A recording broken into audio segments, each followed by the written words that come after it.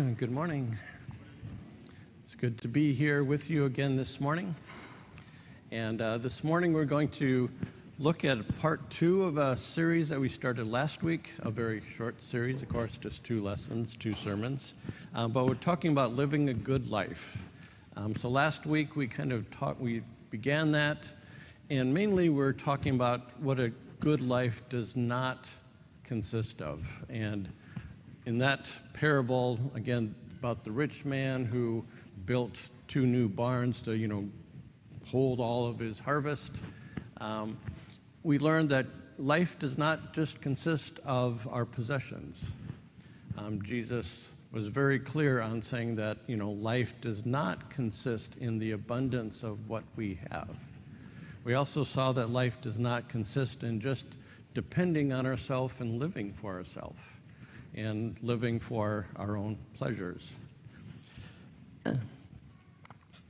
This week, as I introduced last week, I said we're going to talk about something a little bit more of a positive aspect about that. You might wonder about that when you look at the parable that we're going to talk about. It doesn't sound necessarily like a positive message here. We're going to look at a parable in Luke 16 sometimes it's called the shrewd investor, the shrewd manager, or sometimes the dishonest messenger.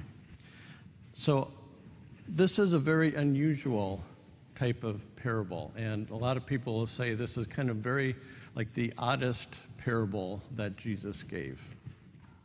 But it does have 2 important messages for us, I think. And again, it directs us on what we should be doing. But of course, it does that by a bit of a negative example. So I just want to read the parable to you. I haven't done this in the past, but I think it would be helpful just to read the whole story at the beginning, and then we can talk about it kind of in the different aspects of it. So at the beginning of Luke 16, it says that Jesus also said to the disciples, "There was a rich man who had a manager, and charges were brought to him that this man was wasting his possessions. And he called to him and said, 'What is this that I hear about you? Turn in the account of your management, for you can no longer be a manager.' And the manager said to himself, 'What shall I do, since my master is taking the management away from me? I'm not strong enough to dig, and I am ashamed to beg. I've decided what to do, so that when I am removed from the management, people may receive me into their houses.' So summoning his master's debtors, one by one, he said to the first, 'How much do you owe my master?' And he said, 100 measures of oil. And he said to him, 'Take your bill and sit down quickly and write 50. Then he said to another, 'And how much do you owe?'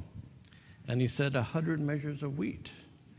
And he said to him, 'Take your bill and write 80.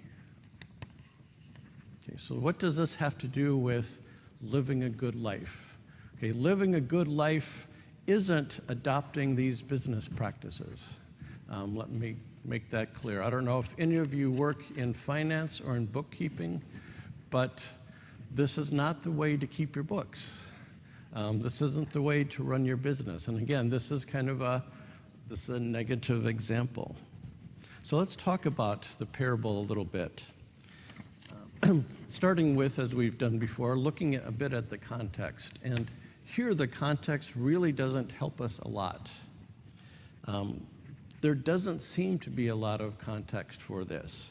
In chapter 15, in the previous chapter, Jesus, was talking mainly to the Pharisees, and the Pharisees were grumbling against him because, saying, looking at Jesus, looking at the people who hang around him, that Jesus, attracts these unreputable people, and he, eats and he drinks with sinners. Obviously, he's not a very good person. So Jesus tells them, three different parables, why he did welcome sinners to him. And so, there in that chapter, we read about, the lost sheep, the lost coin, and one of the most famous parables, the prodigal son. In this chapter, though, he seems to kind of take kind of an abrupt break, and now he turns his attention to the disciples. And there isn't really given a specific reason why he tells this parable at this point, or to the disciples. But we know from later in the chapter that the Pharisees are still kind of listening in, and they're kind of grumbling. They will grumble about this parable too. They seem to somewhat have a habit about grumbling about Jesus. And so perhaps he kind of gave the parable a little bit for the Pharisees as well. So again, let's look at the parable itself. And again, as with all of these parables, the story itself is pretty simple to follow. There was a wealthy man, as we read, who called in his manager because he heard reports that this manager was cheating him. We don't know exactly how he did that, but the text says he was wasting his possessions. And so he demands that, he looks at the books and he checks the accounts and see what the manager has done with his goods, with his resources, with his money. And because of those rumors, which he's obviously pretty sure are true, he takes the job away from this manager. So, of course, that puts the manager in kind of a very, perilous situation. He thinks about his future. He's lost a very good job, a job that provided him security. And he's looking, toward the future. What am I going to do now? And he realizes that he's not strong enough to do a lot of manual labor. He can't just hire himself out to dig ditches or whatever. He's too ashamed just to become a beggar. And so again, he's trying to figure, what else can I do? And then he comes up with another plan, a plan that doesn't necessarily involve work on his part, but he plans on making himself kind of like to be a friend of the clients that he has, and to do that by kind of reducing their debt. And so that he thinks that if he does that, they'll look on him with favor and maybe take pity on him and welcome him in his house when his job is gone. And so again, he looks at reducing their debts. And that's kind of what makes this parable so strange. It seems like Jesus is using a very disreputable practice to drive home a point. And again, it's not that Jesus is commending this practice. But again, people wonder, so is this guy just cheating again? So there are different views of how to understand what this manager did. And it could be, one view is that he was just cheating. He was just changing the books.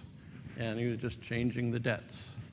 And just crossing out what the true debt was, and he was just writing in something false. So he was, again, being totally dishonest about that. It could be, though, another theory that is popular with a lot of commentaries that say that the master was actually charging very high interest on these loans, or on these debts that, things that he had given to people, and now he's demanding payment back, and he had put a lot of interest on those payments. And that was something that was prohibited by the Old Testament law to do. You weren't supposed to charge your fellow, countrymen high interest. And so by taking off this high interest, in a sense, he was, being true to the law. And kind of it was a safe thing to do, because then his master really couldn't complain about it. Because if his master came back and what are you doing? He could just say, well, you're You're doing something unlawful.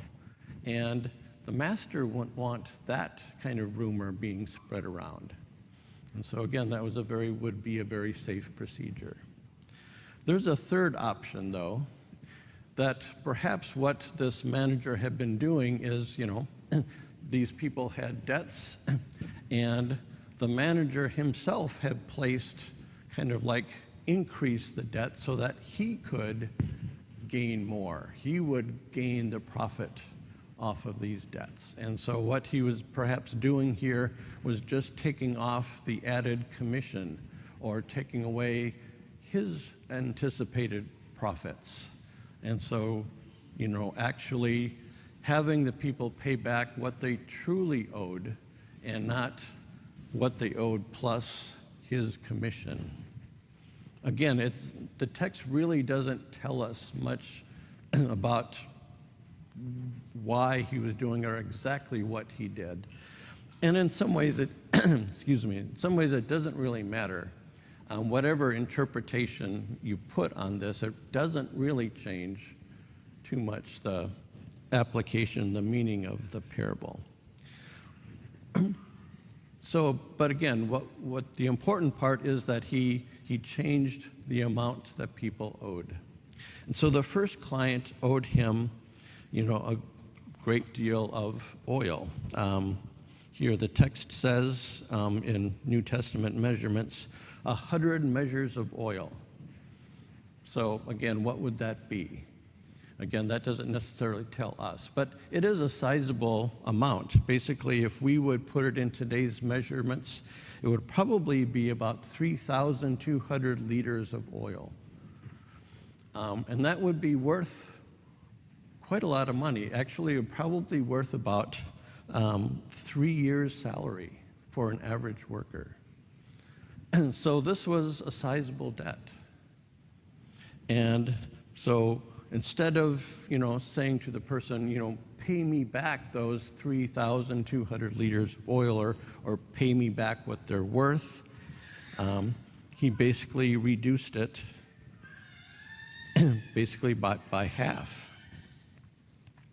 The second one, too, has even a greater debt. And so the second person comes to him and owed him, 100 measures of wheat. So again, what does that represent? Well, again, calculations kind of show that this would probably be the amount of grain you could grow in about 40 hectares or 400,000 square meters of field. So again, it's a sizable amount, and this debt was worth probably about 8 to 9.5 years' salary. So again, an even greater debt. And so he tells the person to take your bill and change it to 80. And so kind of in both instances, he's reduced the amount of debt by a great deal. Basically, he's taken off almost like a year's salary from each person's debt, or at least maybe a year and a half. So again, this is a sizable amount. You could imagine that if you were that client, that would be very welcome news to you, that you owe so much less than you had anticipated. So again, that's kind of the story. At this point, there's no comment necessarily whether this is a good practice, it's not a bad practice. It's not something that Jesus is advocating, us to follow. Again, you can't just say, well, there's a biblical example for changing the books. Therefore, if you're a bookkeeper working in finance, you can be very sloppy in how you do things. That's not the point. So there's an evaluation that comes then after this. And so we see in, in verse 8, I believe, that the master commended the dishonest manager for his shrewdness. Okay, notice here that this manager is still being labeled as dishonest. Okay, he's still a crook. He still has done something illegal. The master is not commending him for that. The master is not approving what he did. But what he does is commend him on his shrewdness. So what is shrewdness? It's probably a word that we don't use a lot. But basically what they're talking about is that this manager, as we saw, he was very careful in looking at what the present circumstances was. You know, I'm losing my job. He was looking at the future, what kind of consequences that would have on my future. And then he made up a very clever plan of how to deal with the future, how to provide for himself in the future. So he was shrewd, or he was wise, in the sense that he did some good planning, very clever planning, and apparently did so fairly quickly. And that's, again, what the master is commending him for. And Jesus also commends him for these two things as well. We see this in the next verse. Even at the end of verse 8, where he says, "For the sons of the world are more shrewd in dealing with their own generation than the sons of light." And so, again, he's commending people, basically people in the world, because they tend to be perhaps better planners for their future, especially for their future on earth, that sometimes spiritual people do.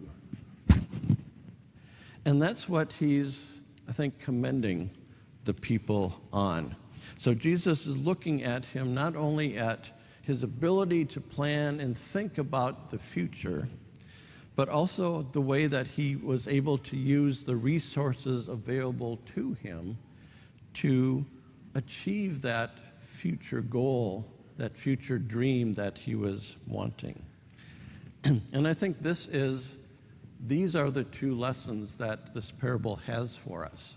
Again, an encouragement for us to use our resources in this life, to use them well and properly, with the view of planning for our eternal future.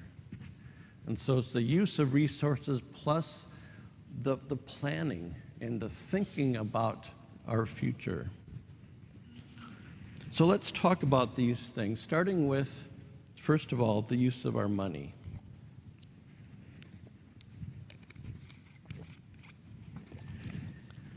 And so in verse 8, again, Jesus says, "For the sons of this world are more shrewd in dealing with their own generation than the sons of light."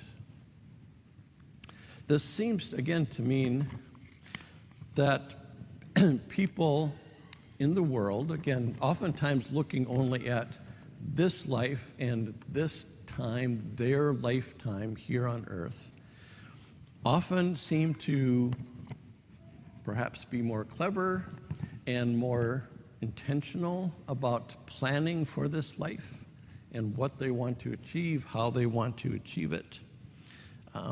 Then sometimes I think Christians, their people in the world are sometimes better planning for this life than Christians are for planning their future life.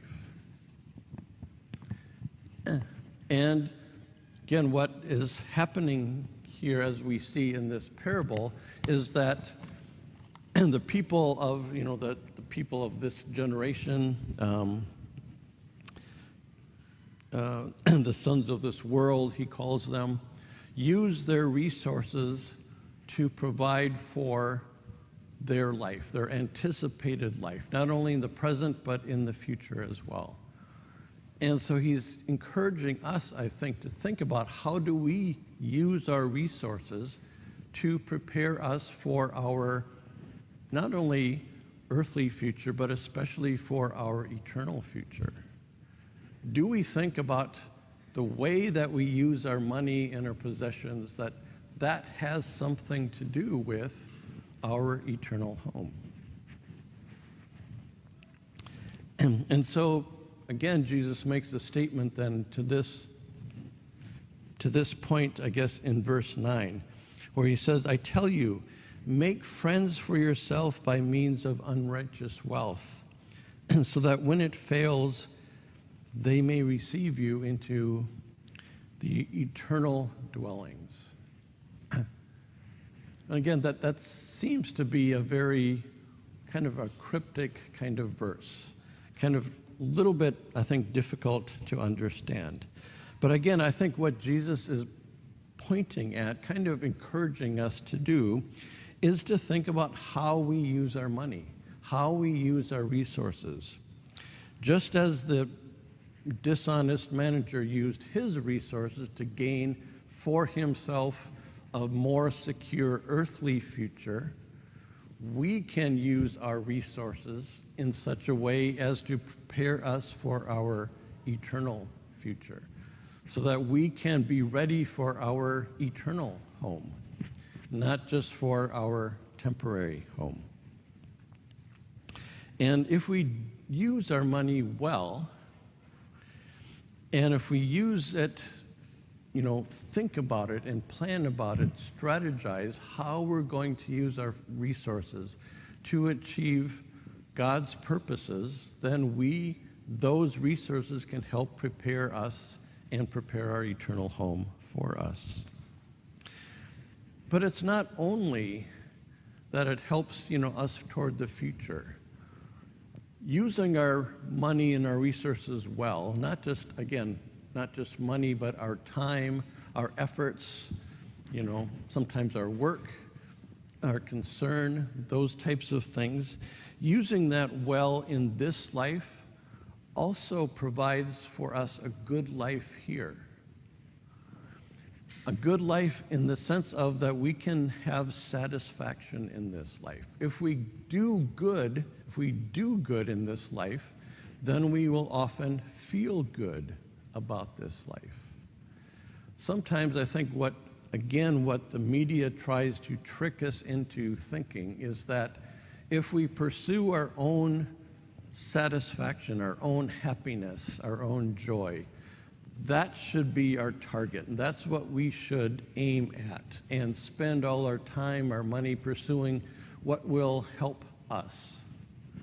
But I think true satisfaction and true happiness isn't something that you can aim for and find in this life. It will always elude us. It's just always a little bit beyond our grasp. Again, we can enjoy things, we can have momentary temporal pleasures, but a true sense of a life lived well will not come to us if we just spend our life on ourselves, focused on ourselves. Satisfaction usually comes as the result of doing other things and pursuing other good things. If we start pursuing the good of other people, we feel better about ourselves. And you have experiences like this, I'm sure, where, there's been times where you've had to sacrifice things in your life to help other people. And that makes you feel good. I think parents find this all the time. Raising children is a costly endeavor. You spend a lot of time, you spend a lot of money, but what brings you greater satisfaction than your children, especially when you raise them well? You find good satisfaction, you find a good feeling of your life when you pursue doing good. And I think that's what Jesus is telling us here. Use our resources well so that we can prepare ourselves, again, for our eternal dwelling, but also it will help us in this life as well.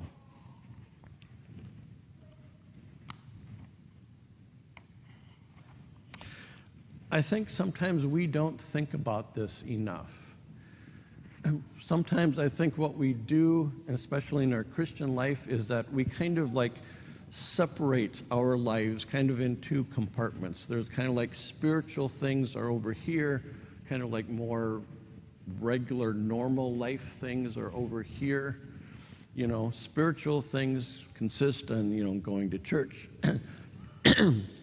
going to church, having devotions, maybe going to Bible studies, you know, doing religious things. But kind of like normal life is just, that's separate. That doesn't really overlap. But I think what Jesus wants us to do here is to think of our entire life. Even things like how we spend our money, what we plan for, how we spend our time, is kind of an indicator of our spiritual life. If we do spend our resources on helping other people, I think that is a good indication of where we are spiritually as well. Again, we saw this a little bit last week, you know, where we read a passage in 1 John, which, you know, John was saying that we cannot really say that we love God if we don't love our neighbor. We don't love the people like next to us. I think, well, maybe that was 2 weeks ago. But again, you know, loving people living in this world is part of our mission now. And that's what Jesus wants us to do. And this seems to be the point of the next passage, starting in verse 10, where he says, "One who is faithful in a very little is also faithful in much. And one who is dishonest in very little is also dishonest in much. If then you have not been faithful in the unrighteous wealth, who will entrust to you the true riches? And if you have been faithful in that which is another's, if you have not been faithful in that which is another's, who will give you that which is your own?" So again, there's a general principle here in verse 10. And again, we know this from life. If somebody is responsible and trustworthy in little things, then that's a sign that you can entrust them with bigger things and more important things. And Jesus applies that basically to our life here, looking at, again, our future. If we cannot be trusted with this world's wealth, how can we be entrusted with eternal wealth? If we cannot be entrusted with temporal things that God has given us here, how can we be entrusted with true eternal riches? So again, I think what Jesus is trying to point at, and I think pretty strongly here, is that our life basically is one. What we do with our finances, what we do with our time, what we do with our, you know, our free time, our efforts, our work, all of that is an indication of our Christian life as well, our spiritual life. And again, God has entrusted things to us. And he's done that for a purpose, and he's looking to see, are we faithful? Can we be trusted with those things? If so, then we can be entrusted with even so much more greater things in the future. And that's why, you know, we read these passages, you know, from Colossians, from Revelation, that are pointing us to think about what we are aiming for. You know, to not focus just on this life, but to focus on the things above, things that are eternal, things that will last forever, things that are truly important. Those are the things that should guide us and should help us in our daily life.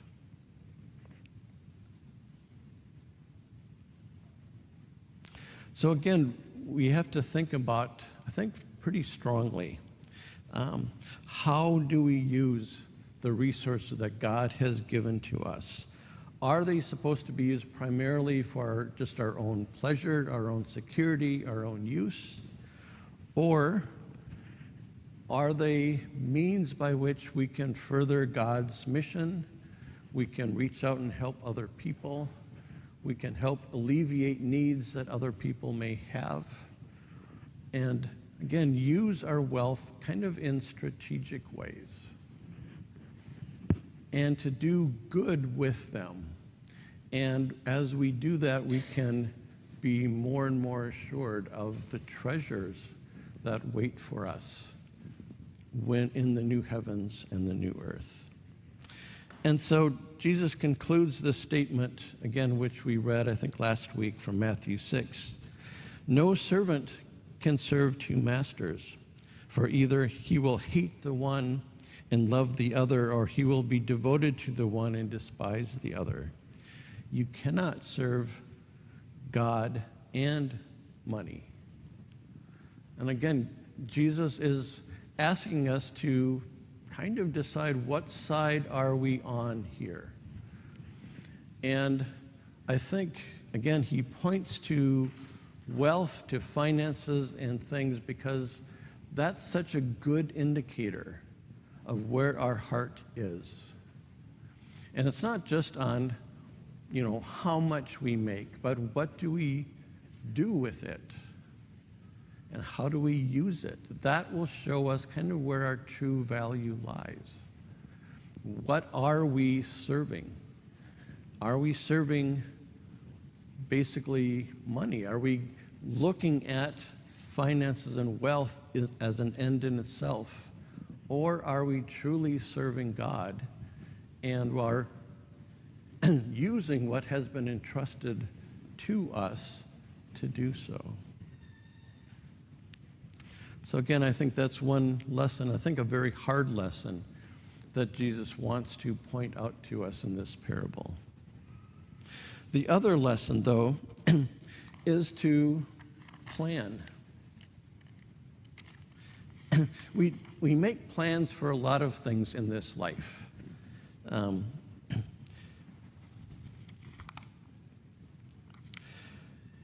You can think about if you're getting kind of like toward the age that I and my wife are, kind of like getting toward the end of our career, looking for retirement. Again, at that point, you start thinking a little bit more about, like financial planning and what's there for us, what will we live on when we leave our jobs. And so financial planning is something that we often will do during this life. We plan for other things too. I'm sure most of you have had the experience of moving from one location to another location, right? Sometimes, often from one country to another country, one continent to another continent. That's a big decision, and there's a lot of things to be done there. Sometimes we often plan for our vacations, try to plan on what we would like to do. And there's a lot that goes into this planning process. We have to think about the state of our finances. What can we afford? We have to think about our debts.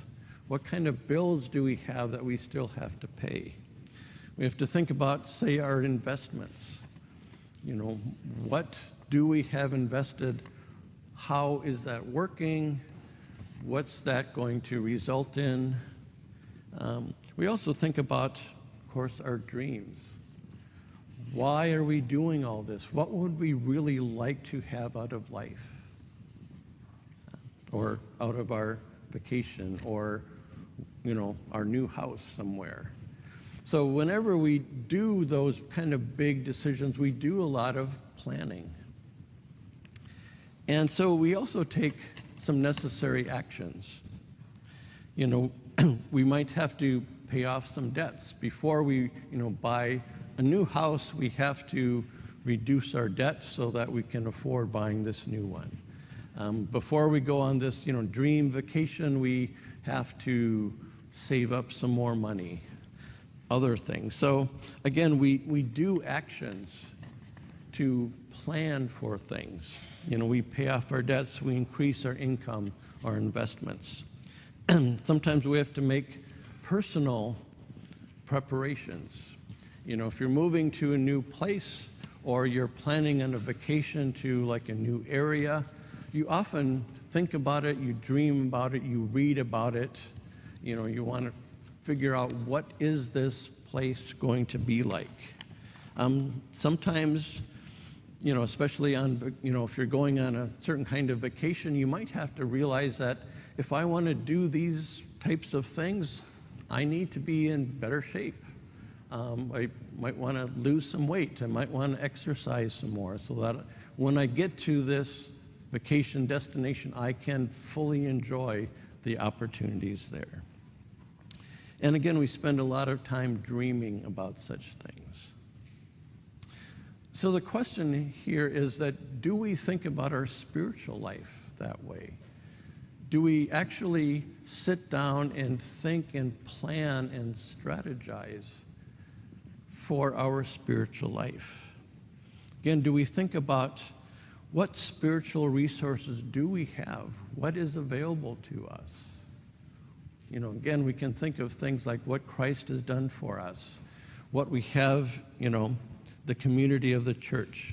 We think about the Holy Spirit's work in our life. We think about the Word of God. We think about Christian brothers and sisters who can help us. What kind of material resources do we have? And how should we use them? Again, how do those spiritual resources help us to grow in our life? How do our material resources affect the way that we use our time and spend them in our material life here? We can think about what are our strengths spiritually? What things are we good at? Think about, like, what spiritual gift have you been given? How are you using that? What other strengths do you have spiritually? How can you strengthen them and improve them even more? Think about also our weaknesses. What are the things that we struggle with in our spiritual life? How can we reduce those struggles? How can we grow stronger in those resources, in those weaknesses? We can think about, to what degree do our lives truly conform to the image of Christ? We can think about, what is our purpose for our life? Why are we here? Why has God given us what He's given us? Not only in terms of, material things, but even how He has made each of us. He's made us differently. He's given us different backgrounds, different abilities, different educational backgrounds, different spiritual gifts, different sensitivities. Who has God made you, and how can you use that best to serve Him and to serve others? You might want to think about, who do you want to come along with you on this journey? If we are traveling, in a sense, to our eternal home, who would you like to see there to spend eternity with? Again, we can think about evangelism in that sense. Again, this is the best thing that we have to offer. Who would you like to share that eternity with? And how much do you actually think and dream about what eternity will be like?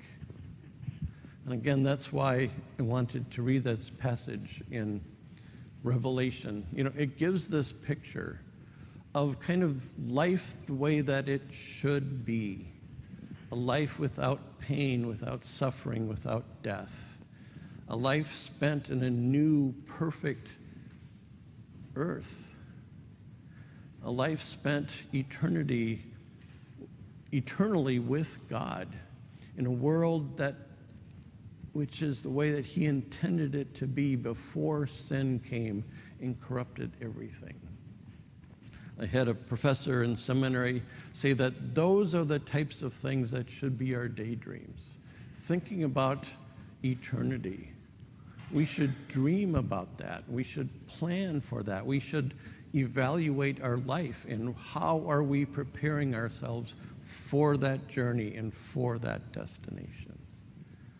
So again, I think these two lessons are what this parable is teaching. And again, they're kind of interconnected.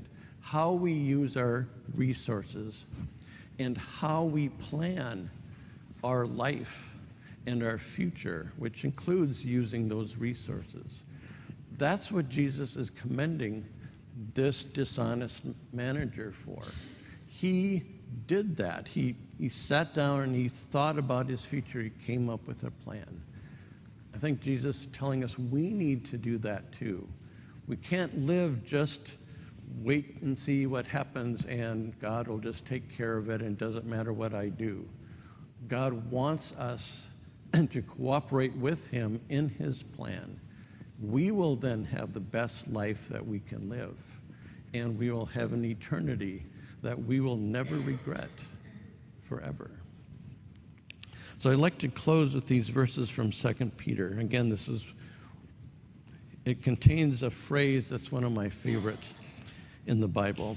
And so Peter, again, is kind of encouraging his readers to do just this thing. And he's talking about, again, the end of time.